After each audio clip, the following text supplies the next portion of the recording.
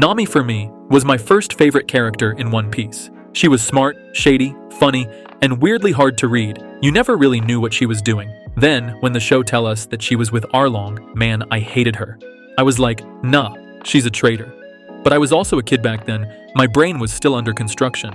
But then again, the same arc that made me hate her is also the same arc that made me fall in love with One Piece. That is Oda's magic. He took one character and somehow made her feel mysterious, frustrating, heartbreaking, and deeply human all at once. Nami's introduction was the first time One Piece made me feel there was something much deeper. She is not just the emotional core or key character of Arlong Park. She is the doorway where One Piece first shows its real depth, real cause and effect, and most important is real character writing. And one thing to remember, that her story does not end when Arlong gets packed up. The whole East Blue saga is like mini arc that introduce as to her. After Arlong Park, for the first time, she gets to live for herself, chase her dream, and slowly learn how to trust people. All of that happened because she met Luffy. The first time we see Nami is literally in the very first episode. Oda keeps putting her in front of us before he properly tells us who she is. She is there doing her hustle. And then in Orange Town, same thing again. She's getting chased by Buggy's crew, and we can already tell this girl is not clean. She always got some angle. Oda introduced Nami like a troublemaker, and that is why she stands out so fast. At this point, One Piece still feels pretty simple on the surface. Funny pirate boy, goofy villains, weird world, but then Nami showing up, and we can feel something is off. As a kid, that just made me suspicious of her. Looking back now, it is obvious Oda was building the mystery first. In Orange Town, she runs into Luffy, and this is where it gets really interesting. Because from Nami's side, she is clearly trying to use him. Use people before they use you, basically. Keep things transactional. But when she says, "Want to team up with me?" Luffy's answer is, "I don't want to team up with you." It is such a small moment, but it matters a lot. Luffy is really good at judging people. And right there, Oda is showing us that these two are built completely different. Nami is moving from survival mode, while Luffy is moving off instinct. He does not trust her vibe at first. Nami is the type who thinks everything has to be negotiated. Luffy is the exact opposite. He does not care about plans. And what is funny is, later on, this ends up becoming one of the best things that ever happened to her. Nami's whole life was built around fake trust and forced loyalty, so meeting someone like Luffy, who is brutally simple and weirdly honest, might have been the first light she felt after such a long time. That is why their dynamic works so well. From the start, it is not built on smooth chemistry. It is built on conflict. The first time they met, Nami said that she hates pirates all the same, selfish, violent, a curse on everybody around them. When Buggy was about to blast Luffy with the cannon, Nami instinctively tried to save him. That moment is important, because now Luffy can see that this girl is not what she pretends to be. And after that, Nami saw Luffy protect Shushu's treasure. For Nami, that's weird as hell. A pirate should taking what he wants, not caring about a dog's feelings. That's one of the first moments where she starts realizing maybe not every pirate is rotten to the core. This part matters so much for her character. It plants the seed. Luffy doesn't convince Nami through words. He convinces her through action. Arlong Park is where everything about Nami finally makes sense.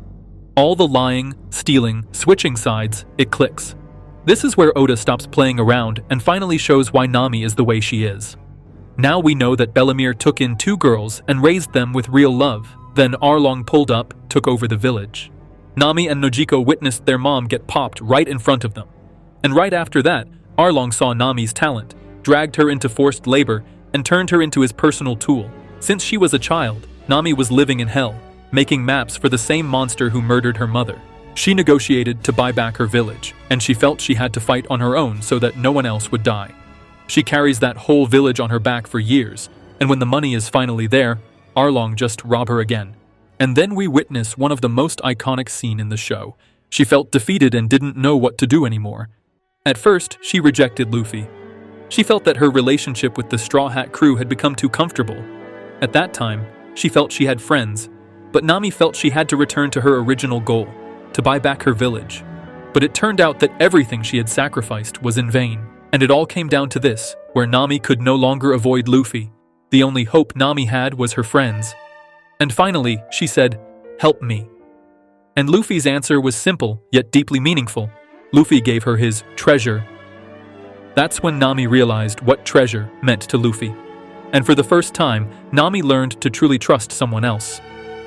That scene is the moment that a lot of people truly fall in love with One Piece. And after Arlong Park, Nami's real life finally begins.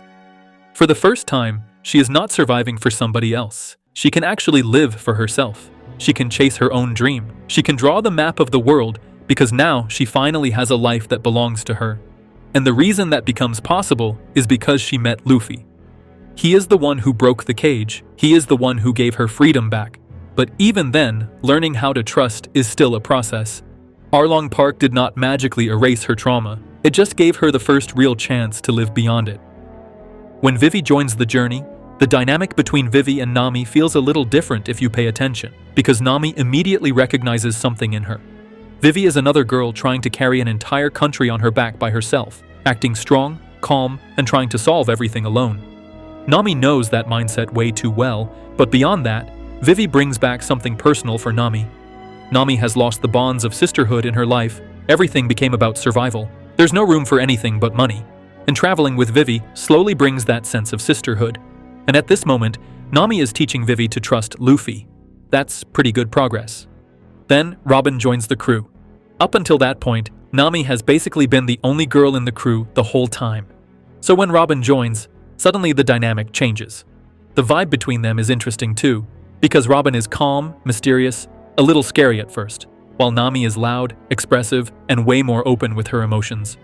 For Nami, this is another female bond inside the crew that she did not have for years. After everything with Bellemere, Nojiko, and Vivi, Robin fills that emotional space again. In Water 7, when Robin suddenly disappears and the news comes out that she betrayed the crew, Nami is the one who explains Robin's situation to Luffy later. It shows that Nami understands what is actually happening. From her perspective, she knows what it looks like when someone pushes people away to protect them. I think the emotional reason behind it is simple. Nami doesn't want to lose any more family members. Now Robin is part of the crew, part of the family. Water 7 is where you really see how much Nami has changed. Her biggest fear at this point is losing the people she finally let into her heart. And this arc just keeps punching that wound over and over. First going Mary dying, then Usopp, then Robin. You can feel that Nami is hurting because the home she finally found is slipping out of her hands. At this moment, she is willing to fight to bring her family back together. Before, her instinct was always to protect herself by not depending on anyone. Now she will go to war for the people she let into her heart. Nami's growth gets really obvious, because by this point, money is not the thing controlling her anymore. And also, this is where I gotta say it, Toei Animation started doing way too much. Like, holy crap, man. Why are Nami and Robin turned into non-stop fan service machines? Somehow they are bigger and bigger every damn arc. Sometimes the animation direction really frustrates me because of Nami, Robin, and Sanji's gag. That part annoying as hell. But anyway, character-wise, Sabaody shows how far she has come. Back then, Nami's whole survival mode was built on money. When Nami found out that Cammy was going to be sold at a slave auction, she was fully prepared to spend all of the Straw Hat Crew's money to buy their friend Cammy. Now, to her, life and freedom are far more valuable than money. And what makes that hit even harder is that Cammy is a fishman that connected to Hachi. Hachi alone should have brought all kinds of ugly feelings back, but her heart has grown way bigger than her pain. That moment is why I really like Nami's progression as a character. Oda is still showing that Nami is not the same girl from East Blue anymore. She used to measure the world through what it could take from her, or what she needed to take back. Now she is measuring it through people, what is right and wrong. Cammy's scene proves that clean. Nami still loves money, of course, but money is not her god anymore. At this point in the story, everybody in the crew obviously loves Luffy. That is not even a debate. But Nami's connection to Luffy feels way more emotional. If you ask me, I still think Zoro and Nami are the two people closest to and most loyal to Luffy. Zoro is obviously his die-hard right hand, but Nami shows it in a different way. She shows it through emotional awareness. She is constantly paying attention to Luffy. She knows he is strong, but she also knows he is an idiot who carries insane weight on his shoulders. As his friend, Nami knows what it feels like to be hopeless and to want help. And at the very least, she wants to repay her captain's kindness, even if only a little. You see this again and again throughout the story. When Ace dies right in front of Luffy, Nami understands what that kind of loss does to someone. When Sanji leaves the crew, Nami is one of the people who reacts the most emotionally. When Luffy lets Sanji beat him without fighting back, Nami even said she'd never forgive Sanji for that. And when people think Luffy died fighting Kaido, you can see how hard that hits her. Her loyalty is crazy. Remember when Ulti was pressing her? She refused to lie about Luffy's dream even when she was getting wrecked. She is not just following Luffy because she owes him for Arlong Park. She follows him because she truly believes in him. So again, the real foundation of their relationship is trust. When Nami ends up in Weatheria, learning weather science, upgrading her navigation skills, all that stuff. Her dream has always been to draw a map of the world. But there is also a small line during this period that says a lot about where Nami's heart is now. She basically says that what she is doing now is to help Luffy reach his goal. Earlier in the story, everything revolved around money and survive. She didn't trust anyone. She didn't work for anyone. She hates pirate. Now she finally found someone she believes in that much. Nami knows exactly what kind of person Luffy is. She knows how stubborn and how selfish he is. She also knows he is dumb as a rock. So in her mind, somebody has to make sure this idiot actually survives long enough to become the Pirate King. And in her own way, Nami decided she is going to help make that happen. So when I look at Nami's whole journey, that is why I think she is way more than just the girl from the Arlong Park scene that made everybody cry. She starts off as someone living in pure survival mode, lying, stealing, keeping people at a distance. Then Luffy crashes into her life and gives her real freedom. The freedom to finally live for herself and chase her own dream.